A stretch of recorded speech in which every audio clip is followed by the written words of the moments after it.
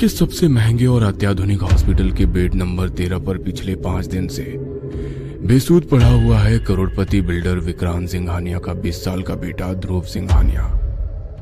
ध्रुव के मुंह पर ऑक्सीजन का मास्क लगा हुआ है, बगल ही ऑक्सीजन का सिलेंडर भी है, साथ ही स्लाइन की बोतल की सुई उसकी दाईं हाथ के नस में लगी हुई है, जिससे धीरे धीरे कर मेडिसिन उसके शरीर में जा रही है। उसके सिर के थोड़ा ऊपर एक छोटा सा मॉनिटर लगा हुआ है, जिस पर आड़ी टेढ़ी रेखाएं चल रही है और ये बता रही हैं कि ध्रुव की सांसें चल रही है। कितना अजीब है ना ये। एक निर्जीव मॉनिटर इंसान के जिंदा होने की बात कहता है। रात के यही कोई 1:30 बज रहे हैं। अस्पताल में पूरी तरह सन्नाटा है। अस्पताल की नसों को जमाई आ रही है, लेकिन फिर भी वो पूरी मुस्तैदी से अपनी ड्यूटी कर रही है। बाहर कुत्तों के भौंकने की आवाज लगातार आ रही है। कभी भौंकने की आवाज पूरी तरह बंद होती है तो कभी वो एक साथ रोने लगते हैं। ऐसा कहा जाता है कि कुत्तों का रोना दुर्भाग्य की निशानी है। वही दुर्भाग्य जो ध्रुव सिंघानिया को मौत के मुंह से खींचने के लिए तैयार खड़ा है। ध्रुव के प्राइवेट वार्ड में उसकी मां साक्षी सिंघानिया काफी देर तक अपने बेटे को देखती रही। फिर उसे भी नींद आ गई और वो गहरी नींद में सो गई। उठ जा तू, क्यों सो रहा है? उठ। ध्रुव के कानों से ये आवाजें टकरा रही है, लेकिन आवाज कौन दे रहा है वो नहीं दिखता है। आवाज भी साधारण नहीं है, बहुत बुलंद और डरावनी सी है। वो भयानक आवाज ठहर ठहर कर आ रही है। उठ जा ध्रुव, उठ। सुन जो मैं कह रहा हूं कर। उठ। ध्रुव के पलकों पर हल्की हलचल होती है। उसकी आंखें थोड़ी सी खुलती है। वो किसी को अपने सामने देखता है जो बहुत ही विशालकाय है, लेकिन उसका चेहरा वो नहीं देख पाता क्योंकि वो चेहरा पूरी तरह धुंधला है। उठ, अपनी नसों से ये स्लाइन की पाइप निकाल अपनी नसों में चुभा हुआ ये नुकीला इंजेक्शन। ध्रुव किसी सम्मोहित शख्स की तरह उस आवाज को सुनता है और फिर जोर से चीख कर अपने नसों में चुभे इंजेक्शन को एक झटके में निकाल फेंकता है। ध्रुव जोर से चीखता है। खून की तेज धार उसके हाथ से निकलकर नीचे जमीन पर और कुछ बेड पर गिरने लगती है। अपनी नाक से ये ऑक्सीजन मास्क भी निकाल और फेंक दे इसे। चल फेंक। ध्रुव उस रहस्यमयी आवाज को फॉलो करता है और अपने मास्क को निकाल देता है। कुछ ही सेकंड में वो अस्पताल के बिस्तर पर किसी पर कटे पंछी की तरह तड़पने लगता है। कुछ सेकंड में वो उस तरह तड़पता रहता है और फिर बिल्कुल शांत हो जाता है। ऐसा लगता है कि सब कुछ खत्म हो गया है, लेकिन सब खत्म नहीं हुआ था। अभी तो शुरुआत हुई थी, एक भयानक शुरुआत। ध्रुव, नर्स, डॉक्टर। साक्षी सिंघानिया जोर से चीखते हुए बदहवास सी बाहर की ओर भागती है। नर्स, डॉक्टर, वो ध्रुव अपने बेड पर नहीं है। साक्षी की बातों को सुनकर अस्पताल का पूरा स्टाफ सकते में आ जाता है कि तभी 3-4 नर्सें जो चौथी मंजिल पर ड्यूटी में थी वो भागती और चिल्लाते हुए नीचे आती हैं। कोई कुछ समझ नहीं पाता। तभी एक ऐसे दृश्य पर सभी की नजरें गई जिसे देखकर सभी के दिल की धड़कन इतनी तेज हो गई कि वो साफ साफ एक दूसरे को सुनाई देने लगी। ध्रुव बेटा, ध्रुव बेटा। ध्रुव सिंघानिया नर्सों के पीछे सीढ़ियों से उतरता हुआ आ रहा था। उसका शरीर पूरी तरह उल्टा था। हाथ और पैर दोनों के सहारे उतरता हुआ वो काफी भयानक लग रहा था। वो अजीब तरह से गुर्रा भी रहा था। अचानक उसने कई सीढ़ियां ऊपर से ही जोरों की छलांग लगाई और वो नीचे की ओर सिर के बल गिर पड़ा। सिर के जमीन पर टकराने से पूरा सिर भी लहूलुहान हो गया। दर्द के मारे ध्रुव जमीन पर छटपटा रहा था और गोल गोल एक सर्किल में घूम रहा था, जिसके कारण एक लाल रंग का पूरा वृत्त उसके चारों ओर बन गया था। अस्पताल का सारा स्टाफ ये भयानक मंजर देख रहा था। सभी के चेहरे पीले पड़े हुए थे। साक्षी सिंघानिया अपने बेटे को दर्द से छटपटाता देख रही थी और लगातार चिल्लाए जा रही थी। ध्रुव, ध्रुव बेटा, ध्रुव, ध्रुव बेटा। कुछ देर बाद ध्रुव सिंघानिया फिर से अचेत हो गया। यार थोड़ी धीरे चला ले कार, मुझे स्पीड से डर लगता है। तो भी ना नंदिनी, अरे जिंदगी स्पीड का नाम है। स्पीड से सब कुछ हासिल किया जा सकता है, नहीं तो पीछे रह जाओगी। तेरी बात तो एकदम सही है ब्रो, स्पीड के बिना भी क्या जिंदगी। आई ऑल्सो अग्री यार, पर इस नंदिनी को कौन समझाए। पता नहीं ये इतनी थकेली बातें क्यों करती रहती है। ओए, इसमें थकेली वाली कोई बात नहीं है। मुझे स्पीड पसंद नहीं। कुछ ऊंच नीच हो गई तो क्या, इस डर से जिंदगी का मजा लेना छोड़ दे। एक ही जिंदगी में लिए रे नंदिनी, उसे भी डर के गुजार दे। No, this is not Dhruv Singhania style, got it. अपने बर्थडे पर मिली लेटेस्ट और सबसे महंगी कार में ध्रुव अपने बेस्ट फ्रेंड अभय, दिव्यांका और नंदिनी के साथ पार्टी करने जा रहा था। शहर के हाईवे से फुल स्पीड से गुजरती हुई उसकी कार सब कुछ पीछे छोड़ती हुई आगे बढ़ती जा रही थी। यार ध्रुव, तेरा बर्थडे हर बार स्पेशल होता है। I mean, हमेशा यूनिक, लेकिन इस बार तेरा समझ नहीं आ रहा है। कहाँ जा रहे हैं हम लोग? हाँ यार, ये बात तो मेरे भी दिमाग में चल रही है। तुमने खाना पीना भी सारा पैक कर लिया है, कहीं पिकनिक का सीन है क्या? हाँ, पिकनिक ही समझ ले। यह कहते हुए ध्रुव ने कार के ब्रेक पर पैर लगाते हुए गाड़ी को एक कच्चे रास्ते पर मोड़ लिया। वो रास्ता घने जंगलों से घिरा हुआ था। वाह ध्रुव, क्या मस्त जगह है यार। तेरा दोस्त ही मस्त है। हाँ, रवीना टंडन की तरह। नंदिनी ने मुस्कुराते हुए ध्रुव की ओर देखा। उसके बाद उसने ध्रुव को इशारा किया कि वो कार की सनरूफ खोल दे। ध्रुव के बटन दबाते ही सनरूफ खुल गया और फिर नंदिनी खड़ी होकर खुली हवा के साथ बाहर का नजारा देखने लगी। उसके बाल तेज हवा के झोंके से उड़े जा रहे थे। लव्ड इट यार, रियली लव्ड इट। तेरा ये बर्थडे लगता है बहुत ही यादगार होने वाला है। कोशिश तो पूरी है नंदिनी। कुछ दूर जाकर ध्रुव ने अपनी कार एक लेक के किनारे रोक दी और पूरे स्टाइल में बोला, तो गाइज, ये है आज का मेरा बर्थडे स्पॉट। इतना शानदार नजारा, नेचर के पास और सामने ये लेक, ये तो सच में हेवन है यार। सारे दोस्त कार से बाहर निकलते हैं। सभी नेचर को फुल एंजॉय कर रहे थे। दोस्तों, तुम लोगों के चेहरे बता रहे हैं कि ये जगह सभी को बहुत पसंद आई है। ऑब्वियसली यार, तुम लोग सोच रहे होगे कि हमेशा 7 या 5 स्टार में बर्थडे की पार्टी देने वाले ध्रुव सिंघानिया को इस बार क्या सूझी कि वो जंगल में आ गया। हाँ, सोच तो रही हूँ, लेकिन ये जगह इतनी अच्छी है कि क्या ही कहूँ। दोस्तों, पापा ने ये जगह खरीद ली है। हम यहाँ एक रिजॉर्ट बना रहे हैं, एक शानदार रिजॉर्ट जो शहर की भीड़ भाड़ से दूर तो होगा ही, यहाँ का एक्सपीरियंस ऐसा होगा कि यहाँ आने वाला बार बार यहाँ ही आना चाहेगा। तेरा बिजनेस माइंड हमेशा चलता रहता है। वैसे ही सही है यार, शहरों में तो आजकल वही शोर शराबा और पोल्यूशन है। यहाँ कम से कम शांति और सुकून तो होगा। शांति? ओए, यहाँ शांति भी होगी और शोर भी होगा। भाई, शोर तो इधर मेरे पेट में भी हो रहा है, चूहों के भागने का। सच में यार, जोरों की भूख लगी है। ध्रुव के दोस्तों ने कार की डिक्की में रखी बियर की पेटी और पैक्ड फूड निकाला और फिर बैठने के लिए जगह तलाशने लगे। तभी उनकी नजर एक पेड़ पर गई। वो पेड़ आम पेड़ की तरह नहीं था, वो बिल्कुल ही अलग था। वे सभी उस पेड़ की ओर बढ़े। यार, ये पेड़ कुछ अलग नहीं है। ऊपर से तो ये पूरी तरह हरा भरा है और नीचे सूखा। ऐसा कैसे हो सकता है? किसी और पेड़ के नीचे बैठे। तू भी ना नंदिनी, कितना दिमाग लगाती है इन सब चीजों में। इसी पेड़ के नीचे बैठ जाए तो क्या आफत आ जाएगी। सुन, अभी तो भूख लगी है, पहले खाते हैं फिर पीते हैं, उसके बाद टेंट लगाएंगे। रात को यहीं रुकना है। ओके बर्थडे बॉय, तुम्हारा हुक्म सर आँखों पर। नंदिनी ने ये बात इस अंदाज में कही कि सभी हंस पड़े। वे सभी उस रहस्यमयी पेड़ के नीचे बैठ गए। खाने का पैकेट फूड निकाला गया जिसमें चिकन और मटन के कई सारे आइटम्स और बियर की पेटी थी। केक भी निकाला गया।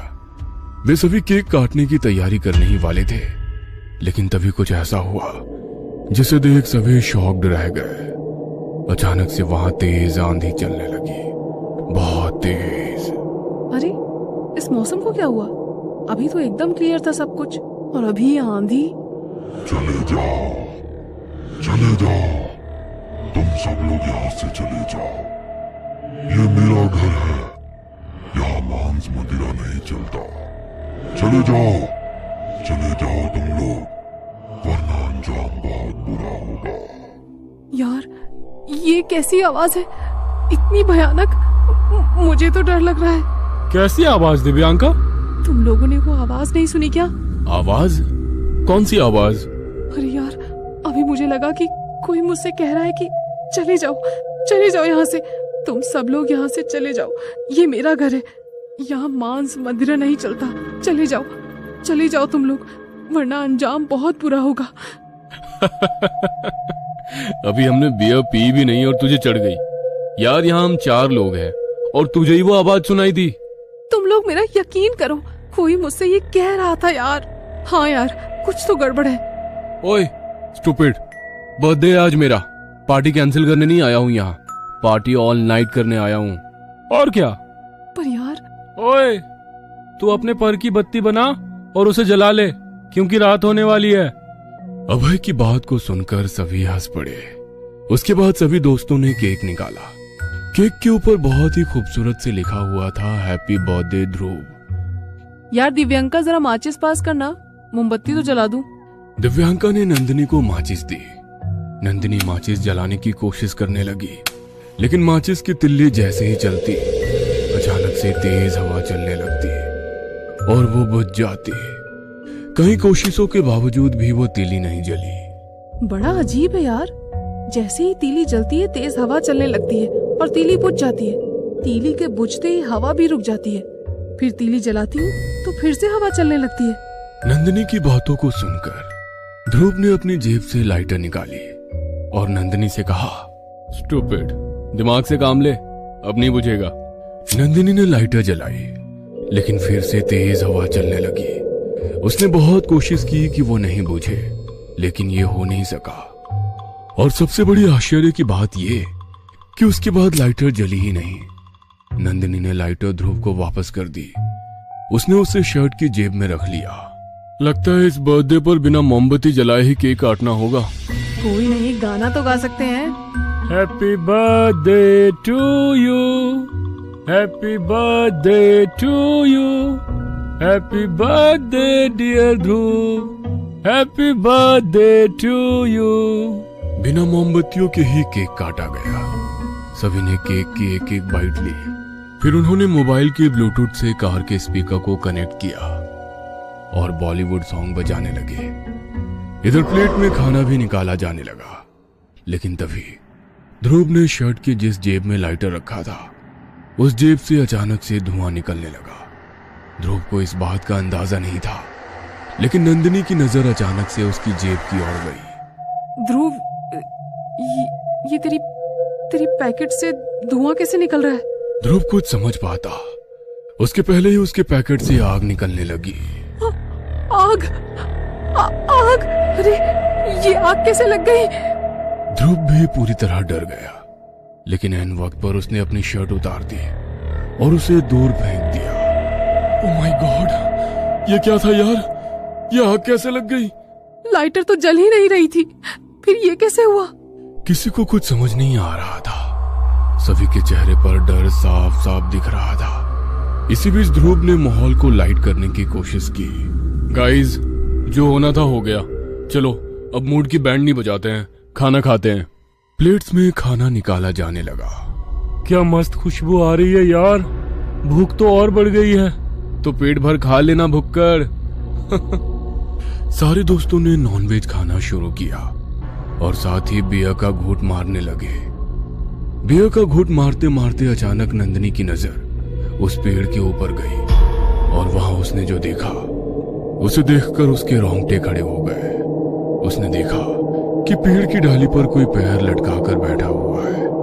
उसके पैर बहुत ही लंबे हैं और उसकी 2 बड़ी बड़ी आंखें उसे गुस्से से घूर रही है। गाइस, वो देखो, वो कौन है पेड़ पर? वो हमें घूर रहा है गाइस, देखो उसे इधर। नंदिनी की बातों को सुनकर सभी ने पेड़ के ऊपर देखा, लेकिन वहां तो कुछ भी नहीं था।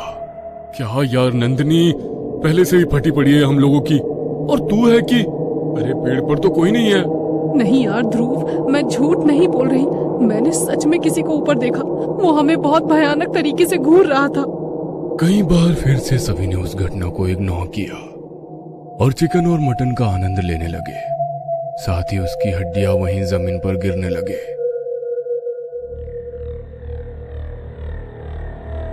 चले जाओ, चले जाओ, तुम सब लोग यहाँ से चले जाओ।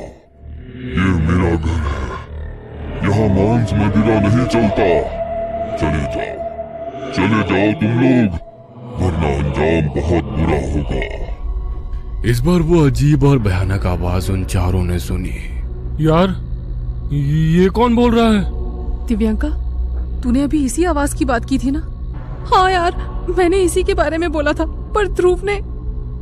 मुझे कुछ समझ में नहीं आ रहा है, कहीं ऐसा तो नहीं कि हम लोगों को ज्यादा चढ़ गई है? नहीं यार, हम पहली बार तो पी नहीं रहे हैं। हाँ वो तो है, पर इस आवाज का क्या करें?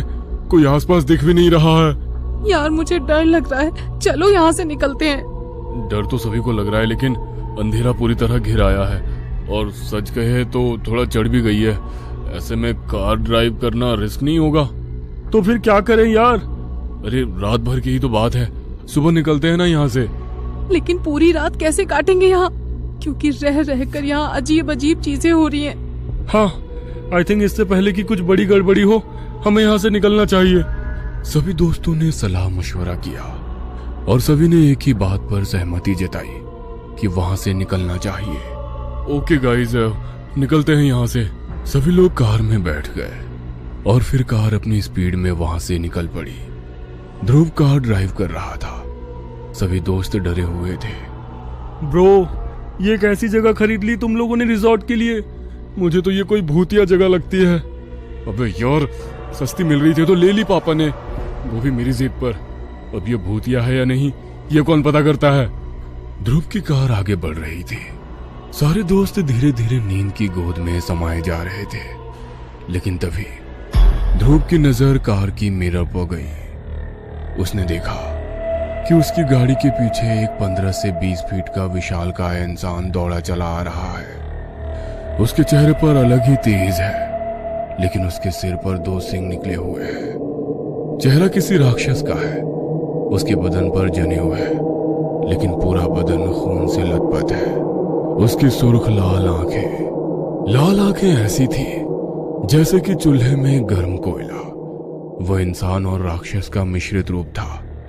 ध्रुव उसे देखकर पूरी तरह डर गया। उसने एक्सीलेटर पर अपना पैर और जोर से दबाया, लेकिन तभी वो पीछे भाग रहा विशालकाय राक्षस उसकी गाड़ी के आगे अचानक से मुड़कर आ गया और उसकी कार की जोरदार टक्कर उस राक्षस से हो गई। नंदिनी जोर से चिल्लाई। ध्रुव की कार उस राक्षस से टकराकर एक बड़े से पत्थर से जा भिड़ी और कार रुक गई। ध्रुव, क्या हो रहा है? तू पागल हो गया क्या? गाड़ी कैसे ठोक दी तूने? यार नंदिनी, यार राक्षस, मैंने एक राक्षस को देखा, विशालकाय राक्षस, गाड़ी के पीछे भागते हुए, और फिर अचानक से वो गाड़ी के आगे आ गया और मेरी कार की टक्कर उससे हो गई। क्या बात कर रहा है ध्रुव? कौन सा राक्षस? कौन था गाड़ी के पीछे और कौन आगे आगे? हाँ यार, ये राक्षस कहाँ से आ गया? अब राक्षस कहाँ होते हैं? राक्षस तो सैकड़ों साल पहले होते थे ना। यार मेरा यकीन करो, बहुत ही भयानक था वो। 15 से 20 फीट का वो पंडित भी लग रहा था और राक्षस भी। उसके सिंग थे यार, बड़े और नुकीले। ध्रुव, तू पागल हो गया। हमारी ही गलती है, हमें तेरी बात नहीं सुननी चाहिए थी। हम सबको चढ़ी हुई है, हमें रुकना चाहिए था वहीं। लेकिन क्या करते दोस्तों, देखा था ना वहाँ क्या क्या हो रहा था हमारे साथ। नंदिनी अपनी बात कही रही थी, तभी ध्रुव के फोन की घंटी बजी। उसने जेब से फोन निकाला तो उस पर दिव्यांका कॉलिंग लिखा आ रहा था। ध्रुव ने गाड़ी के पीछे की ओर देखा। कुछ देर पहले तो दिव्यांका गाड़ी में ही थी, फिर वो कहाँ गायब हो और उसका कॉल कहाँ से आ रहा है? ध्रुव, ये दिव्यांका का कॉल कैसे आ रहा है? वो कार से कब उतर गई? अभय के साथ ही तो बैठी थी वो। ध्रुव ने फोन उठाया। ध्रुव, यार ध्रुव जल्दी आ, जल्दी आ यहाँ, मैं यहाँ फंस गई हूँ, पूरी तरह से फंस गई हूँ, मुझे बचा ले यार, बचा ले, उसी पेड़ के पास आ जा यार, प्लीज आ जा। उसके बाद दिव्यांका के चीखने की आवाज आई। ध्रुव समेत किसी को कुछ समझ में नहीं आ रहा था। उन्हें बस इतना पता था कि वो किसी मुसीबत में फंस गए हैं। यार मुझे बहुत डर लग रहा है, कुछ अनिष्ट का डर है, कुछ बेहद बुरा होने वाला है। नहीं, कुछ नहीं होगा, कुछ नहीं होगा। पहले दिव्यांका को बचाना होगा हमें, वो किसी मुसीबत में है। ध्रुव ने गाड़ी मोड़ी और फिर वे सभी उसी पेड़ की दिशा में जाने लगे। सभी के चेहरे पर एक मुर्दा खामोशी थी। थोड़ी देर बाद वे सभी वहां जा पहुंचे। दिव्यांका, दिव्यांका, दिव्यांका कहाँ हो यार, जवाब दो, हम आ गए हैं दिव्यांका। दिव्यांका रुको, मैं उसे कॉल करता हूँ। अभय ने दिव्यांका का नंबर मिलाया। घंटी जा रही है यार, come on Divyanka, pick up the phone यार, पिक अप द फोन। वे सभी उसी पेड़ के नीचे खड़े थे। अचानक नंदिनी के चेहरे पर पेड़ के ऊपर से कुछ गिरा, कुछ गीला गीला सा। नंदिनी ने अपने चेहरे पर हाथ लगाया और फिर जब उसने अपने हाथ की ओर देखा तो वो चीखते हुए बोली, ध्रुव, अभय, ऊपर देख यार। नंदिनी के चेहरे पर जो गिरा था वो खून था, दिव्यांका का खून। दिव्यांका उसी पेड़ के ऊपर लटकी हुई थी। उसके शरीर पर कई जगह दांतों के निशान थे, जिससे अभी भी खून रिस रहा था। दिव्यांका!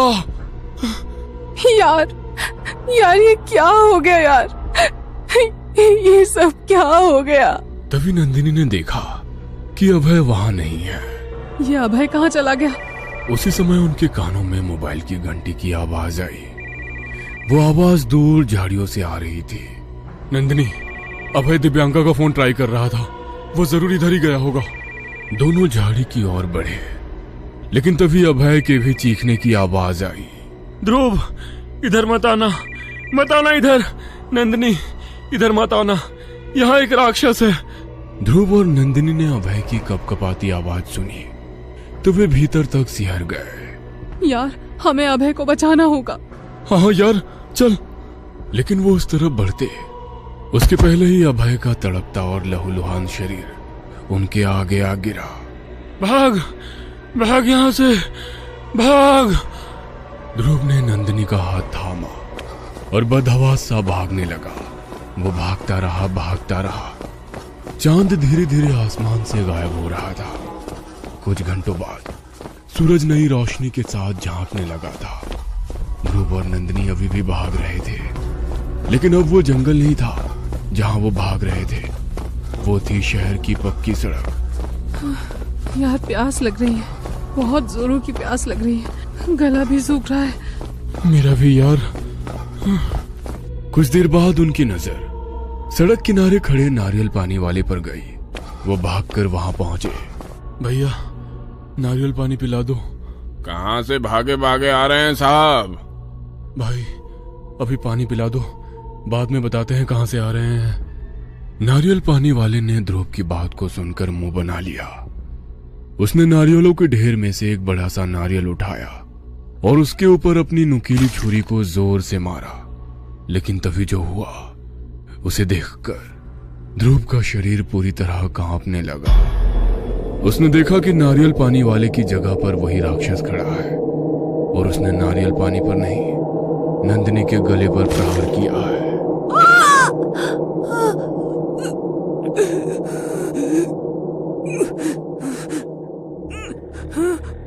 नंदिनी, नंदिनी। नंदिनी का गला कटकर उसी समय वहां जमीन पर गिर पड़ा। उसके कटे सिर को वो राक्षस घूर घूर कर देख रहा था। उस दृश्य को देखकर ध्रुव बेहोश हो गया।